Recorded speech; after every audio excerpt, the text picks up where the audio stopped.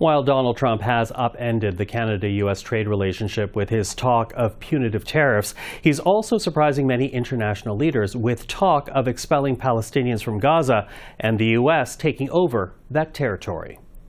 The U.S. will take over the Gaza Strip, and we will do a job with it, too. We'll own it and be responsible for dismantling all of the dangerous unexploded bombs and other weapons on the site, level the site and get rid of the destroyed buildings, level it out, create an economic development that will supply unlimited numbers of jobs and housing for the people of the area. Do a real job, do something different. Donald Trump from Tuesday. Now, in his first term, foreign policy observers described Donald Trump as a global disruptor, a description that's being used once again as Trump's pronouncements have had impacts around the world, bearing in mind he was recently sworn in just 16 days ago. So how is the world dealing with Donald Trump? Well, to talk about this, we're now joined by Ben Rowswell, Canada's ambassador to Venezuela from 2014 to 2017. He spent 25 years as a professional diplomat with assignments in the United States, the United Nations, and the Middle East. These days, the convener of the Circle for Democratic Solidarity. Ben, good to see you again.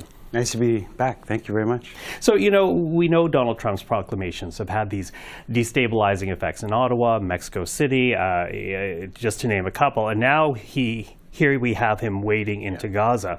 From your conversations, from your observations, how are world leaders reacting to this second term in office for Donald Trump? I do think the world leaders are very confused right now. There's a significant shift in the structure of international power, and I don't think any country yet has a clear sense of how to respond.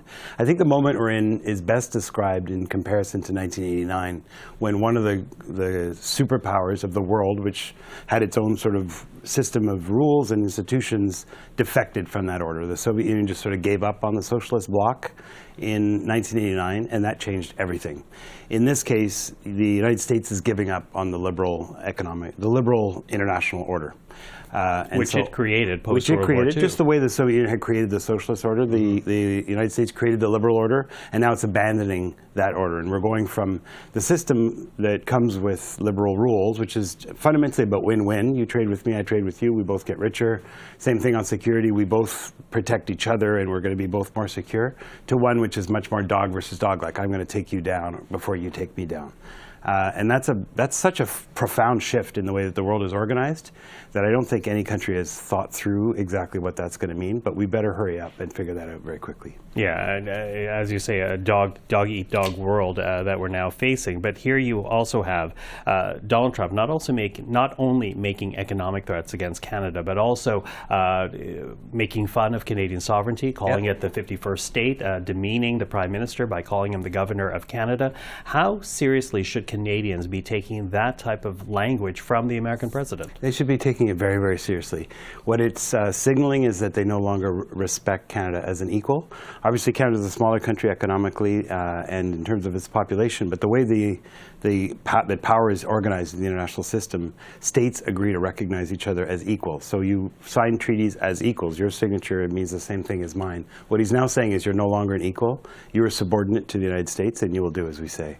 And that means that if we were to acknowledge that or play along with it or just try to ignore it and put our heads in the sand, the government of Canada would be abandoning its responsibilities to the people of Canada, that we take decisions together as a sovereign country. And so we have to resist that vocally, and I think we have to hit back hard to make sure that he understands exactly what Canadian sovereignty means. This idea that the government is in service to the Canadian people, not in service to whomever the Americans vote into office. That's right. And then you add to that Gaza now. Here you have Donald Trump saying that Palestinians should be evacuated out of the territory, that the United States should take control and create what he's described as the Riviera of the Middle East. Talk to us about the impact that would actually have on security in the Middle East, if not global security writ large. Yeah. So what he's proposing is a campaign of ethnic cleansing. It would be a crime against humanity. It would obviously be devastating for the people of Palestine to have them evicted from their own homeland. I think we only need to think about every other time that a foreign country has occupied a foreign country, how the population has reacted. When you're then talking about not just a military invasion, but to forcibly evacuate every single civilian, the reaction is going to be violent, and it's going to be massive, and it's probably going to be joined by other countries in sympathy with the Palestinians. So we'd be talking about a war in the Middle East on the scale that I don't think we've ever seen before. It's another symptom of when you no longer follow the liberal order, the kinds of devastation in security and economic terms are unheard of, and it needs to be resisted with all of the force that we can muster. Mm-hmm. I think it's important to say that at this point, though, these are signals from the American White House. These are signals from some American populations, not all the American people. But how much of this is tied to the fact that, arguably countries like Canada are far more aware of multilateral efforts than are Americans? I think this is where the 1989 analogy is useful for us to think about. So think of Trump being the kind of Gorbachev of the day, who all of a sudden unilaterally decides to just abandon the entire structure of alliances and the whole ideology that kept the Eastern Bloc together. Each one of those countries, Poland, Czechoslovakia, Romania, Bulgaria, they each had a decision to do. Do we stick together as a socialist bloc, or do we join some other kind of international order? That's the position that Canada's in right now. My view is that if we band together with Germany, France, Britain, Japan, South Korea, Brazil, there's all kinds of countries around the world that share our liberal views.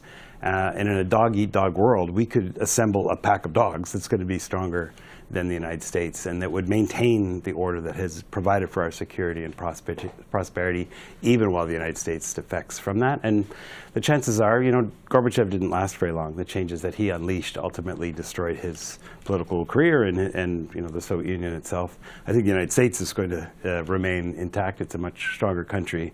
But the United States is likely to come back to its senses relatively quickly if and when the other liberal democracies band together and show them that we're committed to the liberal order, whether or not the United States is part of it. Well, it's interesting, as you say that, I'm thinking about the president of Unifor, who yesterday said a trade war has been declared, there's no turning back.